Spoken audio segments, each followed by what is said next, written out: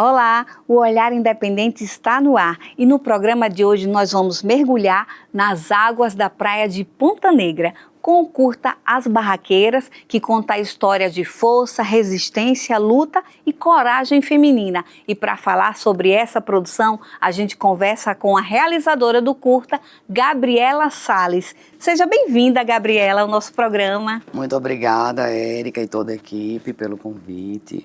É um prazer estar aqui para falar sobre o documentário, sobre a minha dissertação de mestrado que deu origem ao documentário. Pois é, muito interessante a gente ver que é uma pesquisa, né? Eu conversando com você nos bastidores, você já me falou sobre isso, né? Que a partir de uma produção acadêmica, por que não fazer uma produção audiovisual, né? Fala pra gente como é que surgiu essa sua ideia de transformar em filme. Então, durante a pesquisa, né, as entrevistas, eu percebi que a vila é um território muito vivo, muito cheio de cores, né, de sons e as mulheres, as histórias, né, eu entendi que precisavam também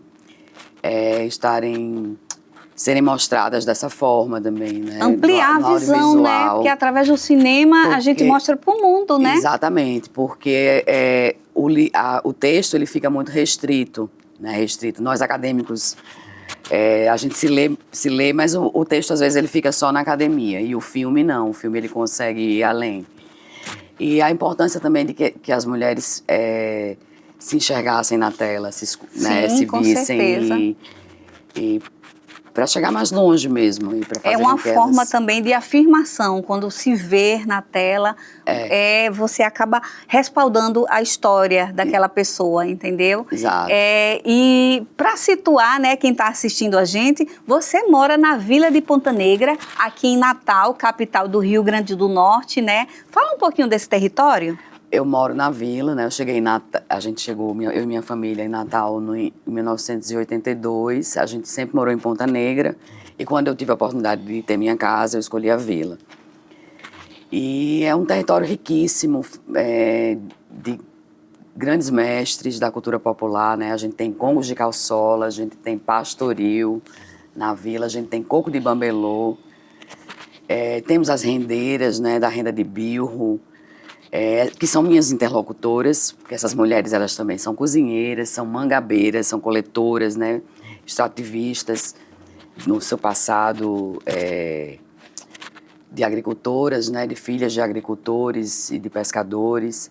Então é um território riquíssimo em memória, a história do território e dessas pessoas que fazem o território. Eu acho que é uma riqueza a Vila de Ponta Negra para a cidade de Natal. Que você tinha um texto acadêmico, né? Isso. Até transformar em um texto cinematográfico tem um percurso, né? E você contou com o apoio de outras... Eu contei, sim, com o apoio da minha irmã Raquel Salles na produção. Foi bem afetivo, assim, a equipe. E um amigo meu, que já é um cinegrafista experiente, Paulo Borracha. Quando eu comecei a fazer as entrevistas, eu entendi que o território era muito bonito, né? Muito vivo, com muitos sons. E aí eu disse, não, isso aqui tem que ficar documentado também, não só no texto, né? Precisa ser mostrado também como vídeo. Então eu aproveitei a minha metodologia na antropologia, foi também fazer o filme. O documentário é um recorte dessa pesquisa, claro que ela é muito mais profunda. Mas ela diz bem, assim, né? Porque foram 3 momentos de expropriação que o território viveu. O primeiro, a perda das terras, quando elas eram agricultoras e tinham seus roçados. O segundo, a retirada das barracas e agora a questão da engorda e a possível privatização da praia. Sim. Então, é um território muito de resistência. Com certeza. Né, que vem desde da década de 60, passando por essas modificações. E mesmo assim as mulheres são felizes, elas trabalham cantando, fazendo suas rendas e são detentoras da memória e dos saberes ancestrais. Pois é, uma riqueza cultural assim imensa. E vamos fazer assim, Gabriela, a gente vai assistir agora o documentário e volta para encerrar o nosso bate-papo, tá bom? Tá bom. Então vamos ver aí as barraqueiras. Peixe frito, camarão, lagosta, caldo de peixe, caldo de ostra, caldo de camarão, batata, macaxeira de olho, Caldo de peixe, fazia tapioca na hora, caranguejo, caldo de peixe, muita macaxeira, batata, tudo prontado em casa.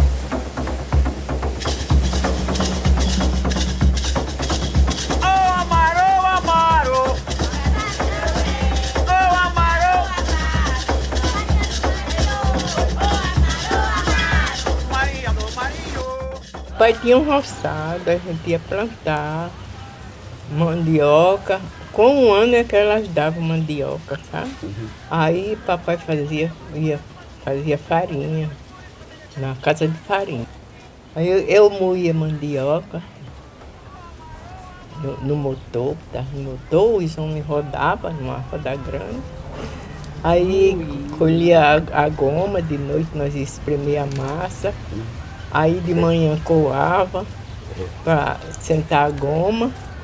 Aí no dia do final a gente fazia tapioca, beiju, grude. Era uma festa medonha. Quando eu era pequena, antes das barracas, a gente ia para os matos pegar fruta.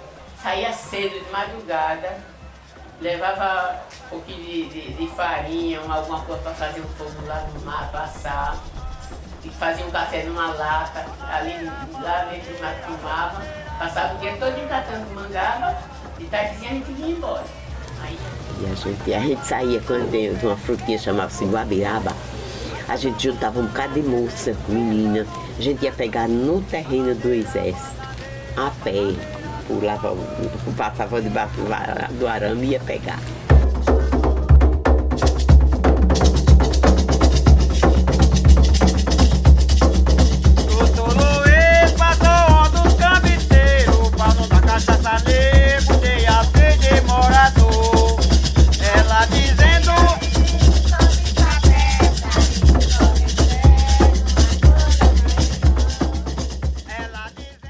As ruas eram todas ainda sem pavimentação, coqueirais, mangueirais, cajueiro, aquelas casas de nativa assim bem primitivas, muita mangabeira, coisa mais linda assim, mais linda. E estava chegando aos poucos as pessoas de fora, como de São Paulo. Cheio de fruta, a gente fazia aquela colheita de castanha de caju e fazia nas latinhas, a gente queimava, muitos assavam. assava a castanha e ficava todo mundo colorido, de preto, né? Meu pai tinha 2 roçados. Eles, os capangas dele, minha foi uma guerra muito grande. Eu era menina, mas eu me lembro assim ainda alguma coisa. Meu pai, as roças tudo nascendo, tudo nascidinho, eles botaram tudo no chão. Foi um clamor. Foi um clamor. Eu nunca vi um lugar tão perseguido como esse. Hoje a gente não tem em nossas terras, tá aí. A barreira do inferno tomou tudo. Eles derrubavam o roçado deles. Aí carregava as coisas do morro, o povo ia, o povo apanhava. Tudo isso o povo passou no tempo dos predadores. Eles foram muito ruins. Eles derrubaram tudo. Violento, mamãe, eles arrastavam o povo com o cavalo. Um cavalo era. Assim, amarrava. Amarrava no pé. E saía arrastando. E saía assim, arrastando. Os meus bisavós, ela contou. Aí, pronto, tirei uma melancia. E aí, algum filho, algum neto ia pegar a melancia. Ele dizia, não, essa é para os moços, é para o moço, que era para Fernando Pedrosa. Depois, ele tirou eles dos roçados, tomou as terras.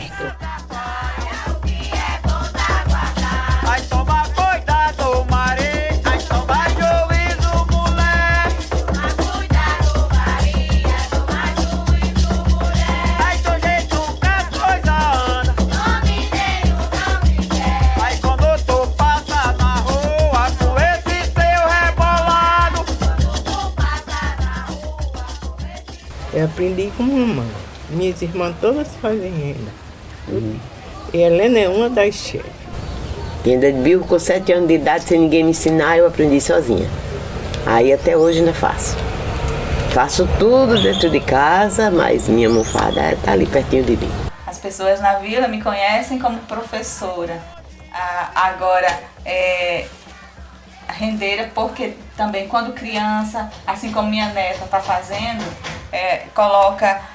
eu coloco esse papelão aqui, ensinei para ela, ela aprendeu. E eu ficava também, assim, a mamãe dizia, não vai desmanchar minha renda. Mas eu fazia. A renda para mim é tudo, porque eu com 7 anos de idade, eu comecei a fazer renda.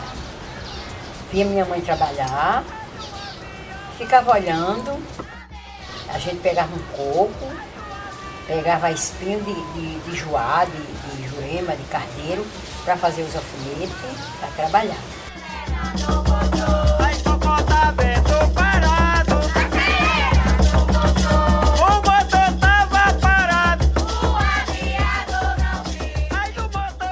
Logo cedo, descia, montava a barraca, aí levava os isopor, botava as bebidas para gelar, que nessa época não tinha negócio de energia. Aí começaram botando umas coisinhas debaixo de uma lonazinha. Então aí eles conseguiram vendendo água de coco na praia e aí foram botando as barracas. Aí um botou, estava dando certo, o outro botou, foi dando certo. Aí já foi chegando o pessoal que vinha de fora, porque para vir para Ponta Negra era a coisa mais difícil, né? A maioria era carvão, né? E na praia também, porque as barracas eu achava interessante, que eram 4 paus que eles montavam de manhã, botavam uma lona dessa de caminhão e tal, e montava ali isopor e tal. E aquilo funcionava o dia todo, era muito pouco turismo também. Era 2, 3 coisas, né? Não tinha, geralmente ou era esse peixinho vermelho inteiro ou posta de serra, né? Isso predominou aqui. E só colocava as barracas só no final de semana. Ali eles montavam as barracas, tudo de madeira, não tinha nada de alvenaria. E montavam a barraca, ali colocava o fogo, né, um fogãozinho que eles mesmos produziam ali. E fritava o peixe, né, fazia a tapioca na hora. E tinha o caldo de camarão, e tinha o caldo de peixe, e tinha o caldo de caranguejo, e tinha o caranguejo. Era isso que servia. Mas aí a praia estava sempre limpinha, porque de tarde todo mundo recolhia, né? Então de noite não tinha nada. Depois que foi a nova fase, começaram as barracas fixas. Que aí cresceu muito também, começaram as de madeira, não sei o que, até vir a reforma dessa do ano 2000. Uma injustiça que fizeram com a gente, com todos nós que trabalham naquela praia. A gente foi muito humilhado. Desde que eu comecei a trabalhar na praia de Ponta Negra, que eu sou nascida e criada aqui. Comecei a trabalhar com 30 e poucos anos ali. Trabalhei mais de 42 anos. E a gente é perseguido, até agora. Eu acho que assim, o poder público pode e deve jogar papel no ponto de vista de fomentar a atividade econômica, desde a qualificação dessas pessoas para desenvolverem certos processos de trabalho, de cozinha, de boas práticas de cozinha, de manipulação de alimento. Não há uma preocupação pública em entender essa orla como economicamente econômico e socialmente algo importante para a cidade. Mas você tem shopping, você tem avenida, você tem os cambal, você tem uma orla, né? A orla é degradado, cara. Assim, poucos lugares que você vai no litoral brasileiro que você tem a faixa da orla tão degradada assim. Essa economia das barracas, né, do povo fez crescer a vila de Ponta Negra, né, economicamente. As pessoas tiveram melhores coisas nas suas casas, reformaram suas casas, colocaram piso, colocaram um telhado bacana, compraram uma televisão, compraram isso, aquilo, né, compraram móveis, adquiriram bens. Então muitas pessoas cresceram com essa economia. Ponta Negra começou a crescer com essa economia. A renda saía literalmente das barracas. E quando veio esse impacto da mudança, por causa do progresso, veio mudar a economia. Principalmente quando disse que tinha que haver mudanças para mudar o estilo. Tinha um conjunto de usos e ocupações da praia que poderiam ser dadas. Eu acho que, por mais antipático ou bem feito ou mal feito, aquele momento de tirar essas barracas, propiciou abertura para que essa discussão prosseguisse. Só que o que eu sinto é que ela não prosseguiu, ela regrediu, a estaca zero. Continua não tendo uma valorização do que pode ser artesanato ou cultura local, continua sendo um bando de loja de xing-ling. É aquela coisa, parece que não é para isso.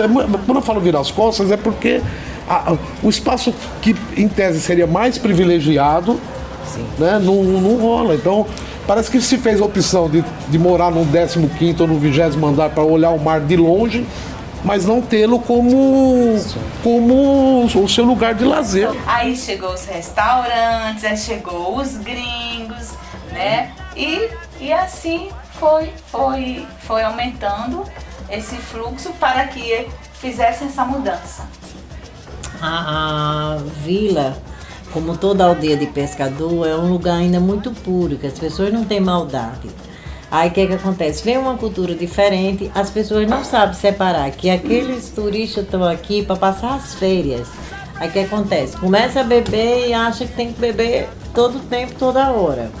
Aí começaram as crianças se perderem, aí começou a ter a pedofilia de estrangeiros. Eu passei por isso, porque teve um americano aí que tinha uma Brasília que eu tinha um pânico daquele homem. Eu enfrentei ele e entreguei ela à Polícia Federal. Ele pegava os adolescentes, punha no carro dele, ia passear, dava dinheiro e tal. E ficou tudo muito difícil. Deu tensão, sabe? Porque eles sabiam como eles viriam para fazer a retirada. Eles chegaram com um caminhão, com o pessoal da prefeitura para retirar, como se o pessoal fosse resistir, mas foi tudo em paz. No dia que aconteceu, 24 de agosto. Então nós optamos, ela, papai, pela indenização, que na época foi 15 mil. Uns optaram pelos 15 mil, mas tiveram que voltar para a praia. Até hoje estão, desce para a praia, alguns para a praia para vender. Não em quiosque, porque não tiveram direito, porque optaram pelos 15 mil. Tem muitos pratos, agora cada um tem que fazer nas cozinhas. Aí tem que vir, as cozinhas são aqui, tem que fazer o pedido pelo telefone, alguns. Aí eles têm as bebidas, aí vai pra lá, o delivery, né? E nem todas as cozinhas trabalham como a gente trabalha. Essas outras cozinhas que tem várias cozinhas aí, mas não trabalham do modelo que a gente trabalha. A gente faz tudo. A parmegiana, se a comparação, se a senhora quiser comer qualquer coisa de um prato que ela sabe fazer, a senhora pede, eu quero um parmegiano, eu quero um arroz à grega, eu quero isso, eu quero aquilo. Elas fazem e manda deixar na sua casa.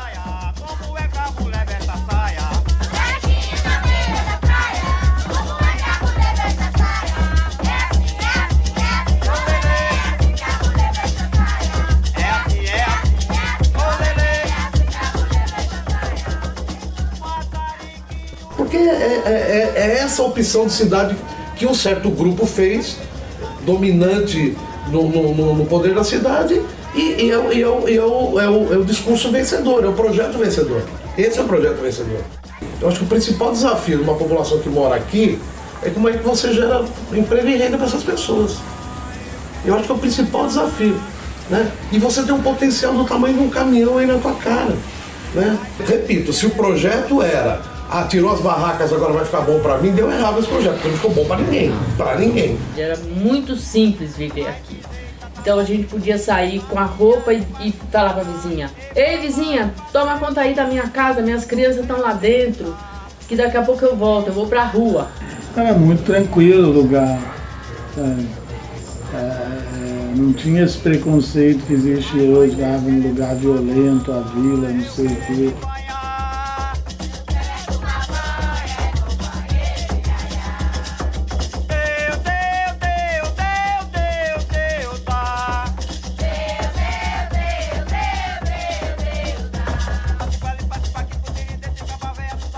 Até outros alimentos que antes não eram característicos das barracas. Se você for, aí tá lá um negocinho, um quadradinho, aí tá lá os salgadinhos, né, de risole, não sei o que, não sei o que, não sei o que. É muito diferente a culinária hoje, né? Mas isso aí, só a gente que participou de toda essa evolução dessa culinária, das barracas, como a gente pode dizer, dos anos 70, dos anos 80, é que podemos dizer a diferença para os de hoje. Se perguntar para alguém hoje, ninguém vai saber. Ponta Negra, praia linda e bem tristonha. Quem dorme contigo sonha. Pelos encantos que tem suas ondas, falsadoras de saudade. Saudade de quem tem amizade de alguém muito além. Seus coqueiros que crescem bastante, querendo o céu alcançar. Seus frutos que crescem constante, querendo encontrar com o mar. Ai, se não fosse a tristeza que em Ponta Negra tem, a filha da natureza, para todos seria um bem. Esse foi o documentário As Barraqueiras, de Gabriela Salles, que está aqui falando com a gente, né, sobre essa produção. Gabriela, depois do filme pronto, né, como é que foi para você e para as personagens que participaram do filme, elas viram? Então, nós fizemos uma amostra lá na vila e foi muito emocionante, né? Tem uma interlocutora que tem 91 anos, e aí, Dona Cutinha, e ela foi com as filhas, Dona Mestra Helena, todas assistiram o filme, gostaram muito,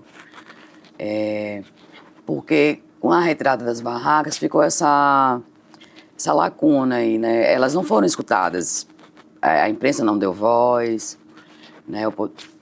Naquele momento houve uma oportunidade de se discutir, né, a praia, sobre as pessoas que viviam da praia, mas não houve essa discussão, né? Então foi um momento difícil e aí elas se emocionam também quando elas assistem o filme. Elas se emocionam. Minhas interlocutoras todas têm acima de 60 anos. Sim, sim. São detentoras da memória. Pois é, e para você, a partir de agora, pretende continuar a produzir mais? Não, eu acho que esse filme é um agradecimento a esse estado que me acolheu. Eu não nasci aqui, nasci no Rio de Janeiro, mas fui criada aqui. Sim. E é o presente que eu deixo para o meu estado. É um retorno, né, que você deixa para o estado e para a sociedade. Exato. E a gente vê que a linguagem do audiovisual, ela também é universal. Então você está contando a história aqui das barraqueiras na vila de Ponta Negra, mas tem tantas outras barraqueiras em outros lugares que não necessariamente são barraqueiras, né? Mas são mulheres que estão lutando por terra, por espaço, por trabalho, né? Por tantas outras coisas. As mulheres das águas, né? Pois é. E esse trabalho serve para a gente interpretar Piedade no Recife. A partir dele a gente pode... É o Brasil, né? Sim, é isso mesmo, por isso que eu disse. O que acontece, né? Por isso que a linguagem do cinema, ela é, sim, universal. Exato. Né? E ela tem um poder muito grande. Eu costumo dizer muito aqui, quem assiste o programa já sabe, que eu digo que o cinema ele tem um poder muito grande. E quando a gente usa esse poder para o bem, que é dar voz, né, às minorias, dar voz a quem não está na grande mídia, né? A gente cumpre um papel muito importante, né? Exatamente. Na comunicação. E a questão também da culinária praieira, né? Sim. Que com a retrata das barracas, a gente, na pesquisa, constato que essa culinária se perdeu. Você vai na praia hoje, você não consegue comer um caranguejo. Pois é uma discussão que elas trazem no filme, né? De falados. Você não vai ter isso, porque elas foram proibidas de cozinhar em loco, elas tiveram que transformar suas casas em restaurantes. Então, você tem que encomendar um caranguejo, se você conhecer o barraqueiro. A dona do quiosque hoje. Você não consegue mais, então se perdeu muito, então você vai encontrar muitos pratos da cozinha internacional. Elas tiveram que transformar suas casas em pequenas cozinhas de restaurante e competir com os restaurantes da orla. Então é um pouco injusto. Então, Gabriela, a gente está chegando ao fim, né, do nosso programa. E aí eu queria saber de você, tem mais alguma coisa que eu não perguntei, que você gostaria de deixar registrado nesse nosso bate-papo? Queria dizer que foi muito importante para mim também conviver com elas, né? E eu me inspiro na força, na resistência dessas mulheres, né? Que criaram seus filhos, que melhoraram suas vidas a partir da cozinha. E é isso. Construir vínculos. A gente fez a antropologia do afeto. A antropologia das emoções, além da antropologia da alimentação. Pois é, que bom, né? Então eu queria mais uma vez agradecer a sua participação, né? Obrigada por compartilhar essa história conosco, tá? Obrigada a você, Érica. Obrigada, equipe. E você aí em casa também pode fazer como a Gabriela e enviar seu curta aqui para a produção do programa. É super fácil. Basta entrar em contato conosco através do nosso Instagram, Olhar Independente TVO, ou do QR Code aqui na tela. E você já sabe, né? Toda sexta a gente tem aqui um encontro marcado com a produção audiovisual independente. Até a próxima sexta. Tchau, tchau.